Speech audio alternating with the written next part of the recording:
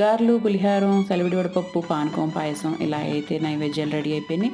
ఇంకా సీతమ్మ వారు ఎంచక్కగా రాముల వారి దగ్గరికి కళ్యాణానికి వెళ్ళాలి కాబట్టి మండపానికి ఇలా ముస్తాబైపోయారు. ఎప్పుడెప్పుడు తీసుకెళ్తారా రాముల వారి దగ్గరికి అని ఎదురు చూస్తున్నారు. ఈరోజు శ్రీరామనవమి శుభాకాంక్షలు అందరికీ. ఈరోజు శ్రీరామనవమి కాబట్టి ఇంక ఇలాగ ముందుగా అక్క సీతమ్మ వారి దగ్గర ఇలాగ దీపారాధన చేసి కొబ్బరికాయ కొట్టి హారతి ఇచ్చేసి ఏ దిష్టి తగలకుండా ఉండాలి మా అమ్మాయికి అని మూడో అమ్మాయి అనమాట అక్కకి సీతమ్మ వారు.